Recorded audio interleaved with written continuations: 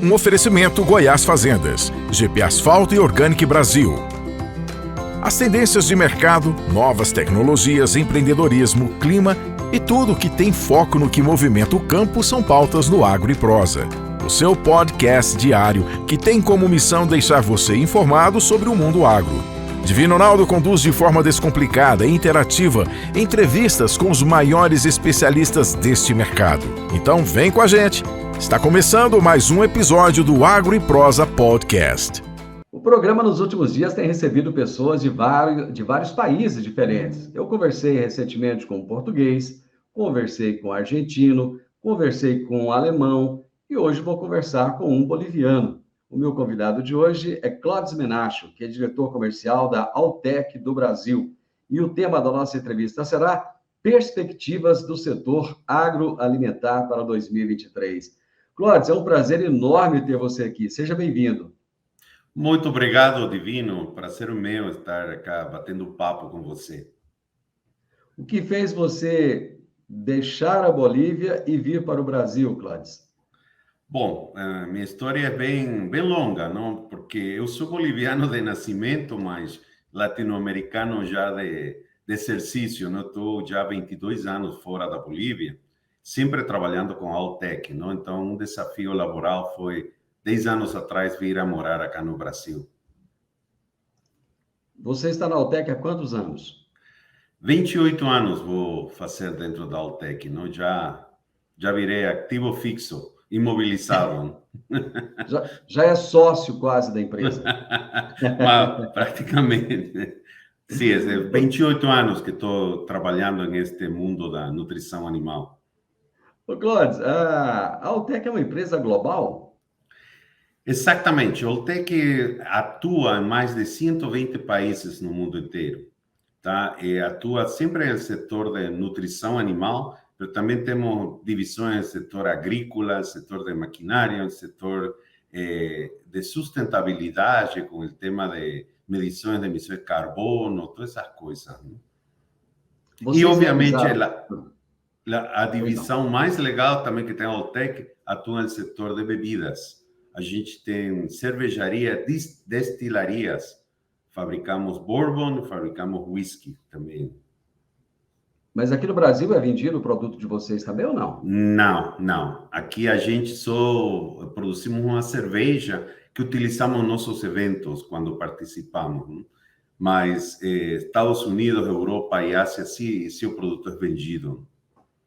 Qual o nome das marcas comerciais de vocês? De cerveja, se chama Kentucky Ale, é o carro-chefe da cerveja. É interessante porque isso foi uma paixão do fundador da empresa, Dr. Piers Lyons, e ele concretizou depois em um negócio, né, onde ele juntou o melhor da cerveja irlandesa e inglesa nos Estados Unidos, mas de um toque americano, porque essa cerveja, Kentucky Ale Bourbon Barrel Ale, o nome completo, é envelhecida em barris de bourbon. Então, uma cerveja bem encorpada, com quase 10% de álcool. Então, é um êxito, tanto de vendas, mas mais que tudo em degustação. É um assunto que me chama muita atenção, porque eu sou um apreciador e eu sou um fabricante artesanal também de cervejas.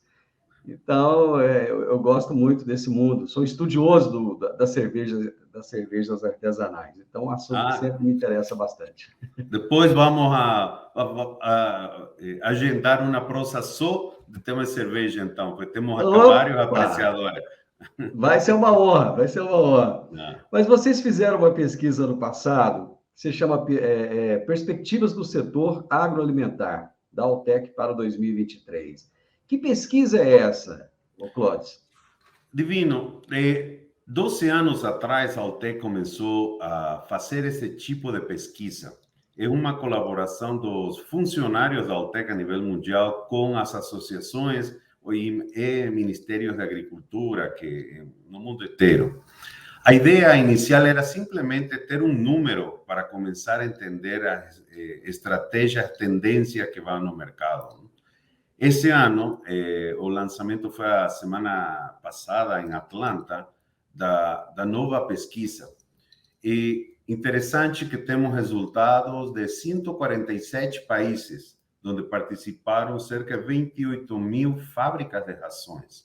Então, é um número interessante, onde a gente mostra que praticamente está estável a produção de ração no mundo inteiro, uma leve queda de crescimento de 0,47%, apesar de tantos desafios que a gente sofreu durante ano 2021 e 2020 também. Então, é simplesmente uma pesquisa que nos ajuda a entender quais são as tendências da nutrição animal. Você falou de desafios aí, e foram vários desafios realmente macroeconômicos, né, que afetaram a cadeia dos suprimentos em todo o mundo. A produção global de ração, conforme você mesmo disse, ela permaneceu ali estável em 2022, mas ela teve queda, né, em relação a 2021. O que levou a essa queda, Clodes? Tem vários fatores, não? Pero, principalmente a gente, com os dados da pesquisa qualitativa, conseguiu entender de que o tema da inflação, o tema do aumento dos custos das matérias-primas, a própria Covid, não? E sobretudo depois foi finalizado com a guerra entre Ucrânia e Rússia. Esses foram fatores decisivos em essa. Vou falar estabilidade, não? Pero mais que todo queda, que foi mais que todo na Ásia, Europa, onde a queda foi pronunciada, não, na produção. Pois não, pode continuar. Algo interessante, a América Latina foi uma das regiões que cresceu na produção. Obviamente, muita gente fala que foi um balanço, não, que existiu entre regiões, onde a gente teve que suplir essa necessidade que estava faltando no outro lado do mundo. A impressão que dá, Clodes, é que a América Latina, cada dia que passa, ela vai se especializando mais na produção de alimentos, né? Sendo esse setor que tem a responsabilidade de fazer com que o mundo continue a se alimentar. A população não para de crescer, né? Não para de crescer, e é como eu falo, sempre eu fui otimista em este setor, não? Que a gente trabalha na indústria certa, não? Temos que alimentar o mundo. Ô, Clodes, você citou o caso da Covid, da pandemia. Quais foram os grandes impactos nesse setor agroalimentar ocasionados por essa pandemia? Bom, eu acho que as medidas extremas dos lockdowns foram algo que impactou bastante na produção. E o pior de tudo foi as políticas Covid-0 que a China conseguiu fazer o ano passado, não? Que desfasou com o que a gente sofreu na América Latina. E por que falo isso? Não? Porque até eu lembro que foi o porto na China que fecharam por lockdown, pela Covid, ficou mais de um mês fechado, onde ficaram no chão 500 mil containers. Não? Então, a gente agravou isso por quê? Porque a gente não tinha suprimento, não tinha forma de importar ou exportar. Faltou containers, obviamente faltava booking, espaço nos navios, e isso foi o que atrapalhou enormemente a parte logística da cadeia de suprimentos, que isso foi afetado, obviamente, com um incremento absurdo do preço pago por cada contenedor. E isso afetou o produtor final. Hoje eu estou conversando com o Clodes Menacho, que é diretor comercial da Alltech do Brasil. O Clodes, ele nasceu na Bolívia, como ele próprio disse no primeiro bloco, ele é um cidadão da América Latina, porque ele já morou, já trabalhou em vários países, há 10 anos está no Brasil. Estamos falando a respeito de uma pesquisa que a Alltech realiza anualmente, já há vários anos, e ela traz agora as perspectivas do setor agroalimentar para 2023. Clodes, você acredita que a pandemia já é coisa do passado ou a gente ainda vai continuar falando disso por alguns anos ou até décadas? É boa pergunta. Ontem eu tinha uma reunião com o pessoal na Alemanha da empresa e ele começou a falar que agora a Covid segue afetando o dia a dia dele, especialmente na fábrica de ração, que tinha muita pessoa afastada. Eu acho que é um tema que a gente vai ter que começar a lidar dia a dia com o tema da pandemia. Os mecanismos de prevenção já foram, eu acho que todos aprendimos a lição, então já temos vacinas, já temos protocolos, vai ser algo que a gente vai ter que trabalhar no dia a dia. O Brasil ficou em terceiro lugar entre os 10 principais países produtores de ração no ano passado. Perdeu apenas para a China e para os Estados Unidos. Quer dizer, isso demonstra a importância do nosso país. E qual é a importância dessa colocação, do terceiro lugar, perdendo apenas para os 2 maiores gigantes globais? A importância, eu acho que todo o trabalho que os produtores brasileiros vêm fazendo nestas últimas décadas, não vou falar 10, 20 anos atrás, no sentido de posicionando o Brasil como celeiro mundial. Essa é a importância. Bem fala, não, que o Brasil alimenta mais de 1 bilhão de pessoas com sua produção, mas a importância foi como o produtor brasileiro adaptou rapidamente às condições adversas para poder seguir produzindo. Houveram setores do Brasil que aumentou a produção no ano passado. Obviamente, são conjunturas. Para mim, a produção sempre foi algo que não é estático. Tem altos, tem baixas, essa é a parte importante, adaptar-se, ser resiliente com o que acontece a nível mundial. Um tema muito tratado hoje no mundo é a questão climática, e o Brasil tem sofrido com isso, especialmente no sul, né? O Rio Grande do Sul é um estado que a produção tem tido quedas ano a ano, apesar que agora deve recuperar um pouco mais, mas deverá continuar em baixa. Você acha que essa questão ela será cada vez mais frequente nas pautas? Eu acho que sim. Além das situações de geopolítica e economia global, o tema climático cada vez vai afetar mais, não? É difícil não acreditar que não temos mudança no tema climático. Então, esses são fatores que vamos a ter que começar a... É difícil controlar o clima, não? Mas começar a conseguir outro tipo de oportunidade. Sempre se falou o uso de matérias-primas alternativas. Quando falamos de isso, eu sempre penso, ok, matéria-prima alternativa, mas tem que ter disponibilidade. Não podemos fazer com coisas pequenas. Então, já se fala de muito por tema de sustentabilidade. Não, farinha de insetos. Então, é uma alternativa, mas ainda não temos a produção suficiente para poder ser utilizada.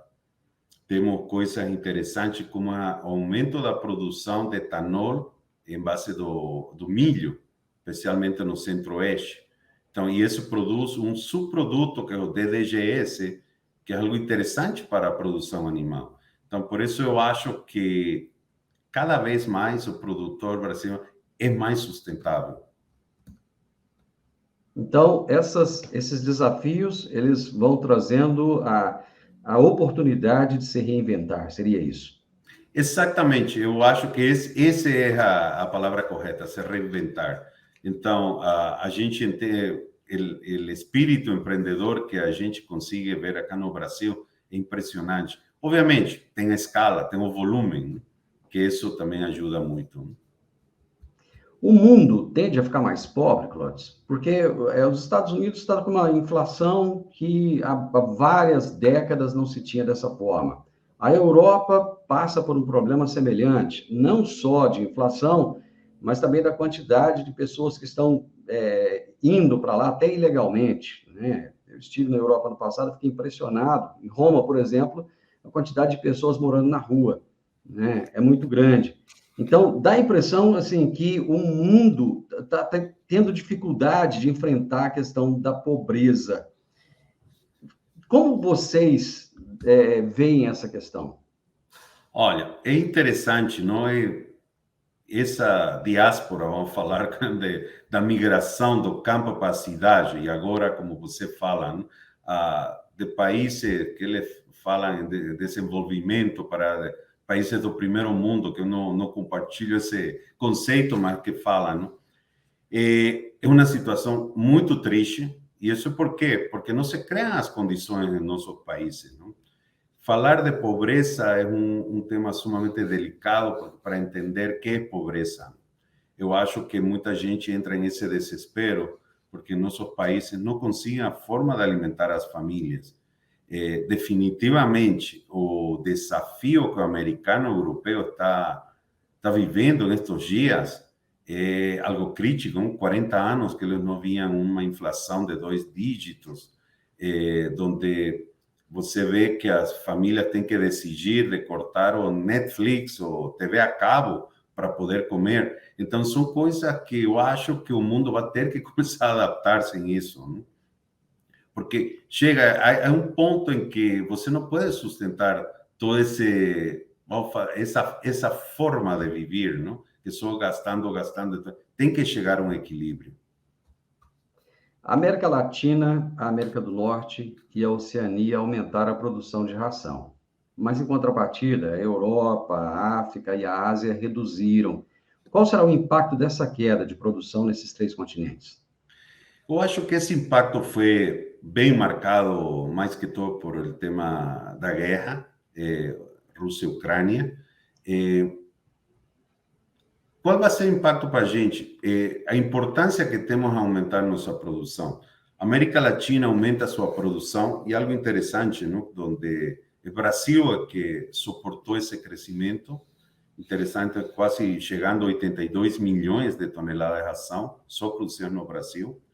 E onde você abre a perspectiva, não, de que vamos a seguir produzindo e alimentando o mundo.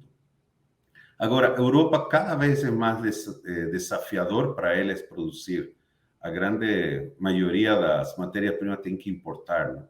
E aí é onde entramos em essa discussão, não, de produção de soja, de desmatamento ilegal. É coisa que com os europeus sempre falamos, não? Não, gente, o Brasil produz soja legalmente.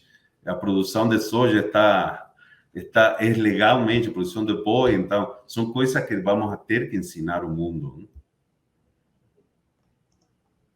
Hoje estamos falando a respeito das perspectivas do setor agroalimentar para 2023, os grandes desafios que estão sendo enfrentados.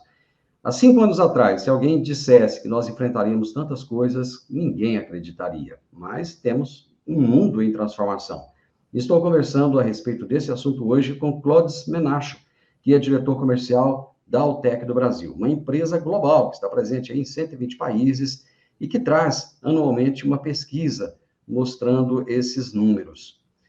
Ô Clodes, globalmente, nos setores de bovinos de corte, bovinos de leite e de suínos, houve uma queda na tonelagem de ração produzida. Você acredita que isso pode impactar na diminuição do consumo da proteína bovina e suína e também de produtos lácteos? Olha, é interessante porque é uma série de fatores, né? O que acreditamos na parte de produção bovinos de corte, considerada a proteína mais cara de todos, né? Quando tem crise, tem inflação, o primeiro que corta é o bife do churrasco, não? Então, Exatamente. é um tema de substituição de proteína. Na parte de suíno, China foi afetada, enorme maior consumidor de carne suína, afetada por el tema da febre porcina africana, não, onde eles diezmaram o rebanho que tinham de suínos. Então, eu acho que isso vai recuperando. Leite, sempre o setor leiteiro fala do squeeze, não? Aumenta o custo de matéria-prima e cai o preço da leite. Então, a leite, não acho que vai diminuir o consumo, é um tema de ciclos, em sentido de que a leite é base, não, em alimentação mundial. Então, foi desafiador, mas a gente tem esperança que vai melhorar essa parte do consumo. Algo insólito foi escutar dos colegas americanos, Estados Unidos está com falta de ovos, por tema de influenza, não? Então, o preço, obviamente, do ovo subiu bastante, 69% foi. Mas o mais crítico é que está faltando ovo, por el tema de influenza aviar, não?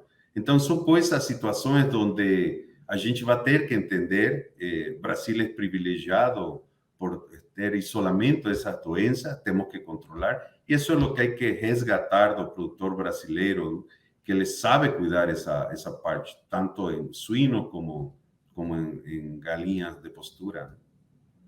Eu acho que às vezes, Clóvis, a gente olha tanto para os problemas do mundo, além dos problemas internos, que a gente esquece disso que você acabou de dizer, que o Brasil é um país privilegiado, né? E o brasileiro precisa de ser mais otimista, né? Parar tanto de olhar para os problemas e olhar mais para as soluções, né? Eu visito o Brasil, acho, desde o ano 96, por trabalho, né? Então, eu sempre falei que eu ficava impressionado pela capacidade empreendedora que tem o brasileiro. Não, é algo interessante, estou falando de todas as indústrias, mas especialmente a indústria da alimentação, a indústria da produção de proteína. Interessante como o Brasil é referência mundial, não? A produção de todas as proteínas. Uma proteína que aqui no Brasil tem aumentado o consumo é o setor da aquicultura. Eu tenho entrevistado algumas pessoas aqui e eles têm dito de como o brasileiro está consumindo mais peixe, apesar de ainda ter um consumo abaixo da média mundial. E esse setor da aquicultura, ele experimentou um crescimento total na produção global de rações, não só no Brasil, mas também no resto do mundo. O consumo mundial de pescados, ele deve aumentar, na sua perspectiva? Eu acho que sim. Já falam vários anos atrás, não, que é o próximo frango da água, não? A produção de peixes. O ano passado aumentou mais de 7% a produção mundial de ração para aquacultura. Interessante ver, justamente uns 10 anos atrás, quando começavam os projetos de produção de tilápia, já mais enfocado para o consumidor final. Não a produção em si, produção do filete de tilápia congelado, fácil de usar para que em casa você prepare rapidamente. A mim me chamou muito a atenção, porque até eu lembro que na época colocávamos nos aquários no supermercado com a tilápia viva, para você escolher a tilápia, e aí abatia e você levava a tilápia fresca, não? Mas isso foi avançando muito. Agora, a facilidade você tem pegar um filete congelado, botar no micro-ondas e está pronto. E isso eu acho que, especialmente acá no Paraná, que é onde se desenvolveu muito, e tem muitas empresas trabalhando em isso, vai ajudar muito para aumentar o consumo de carne e peixe, não? E tem muitas espécies que estão sendo trabalhadas para essa produção. Então, a gente considera que sim, vai ter um aumento em consumo dessa proteína. Agora, um outro dado interessante também da pesquisa de vocês é a respeito da produção de ração para animais de estimação, que teve um maior aumento entre os setores. Com a pandemia, as pessoas começaram a criar mais pets? Bom, definitivamente os lockdowns ajudaram muito. Se estima que foi um aumento massivo da adoção de ter pets de perto, não? É interessante esse setor, esse mercado, a tecnificação que chega na produção de ração para pets. Eu sempre falo que até é mais regulada que a produção de alimentos humanos, não? Então, e o nível de produção, Brasil é líder em esse setor, na produção de alimentos premium e super premium. E definitivamente achamos que o tema da pandemia ajudou em esse tema da adoção de animais, né? O que aumenta o consumo. Enfim, a pesquisa de vocês tem muitos outros números, né? Ela é muito extensa, muito interessante, mas eu gostaria de saber o seguinte: de que forma a Altec vai utilizar esses números? O que vocês pretendem fazer com eles? Sempre esse tema da pesquisa foi para entender as tendências, né? Dentro dessa parte da parte qualitativa da pesquisa, se perguntaram coisas como o que seria o melhor agora, o maior desafio para enfrentar e como resolver essa situação. E um exemplo prático, 72% da resposta das pessoas entrevistadas falaram que era o tema de custos de produção. Então, e como vamos enfrentar isso?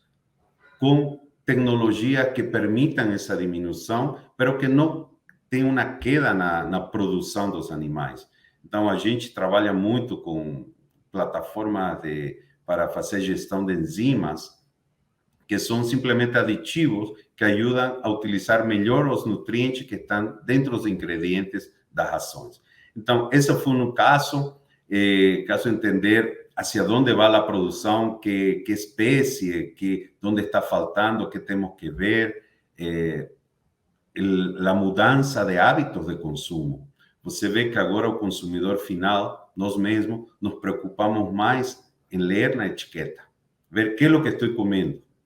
O europeu estava mais preocupado como estão produzindo esse animal, onde. Então, mas é uma questão que a pesquisa ajuda muito para entender essas tendências.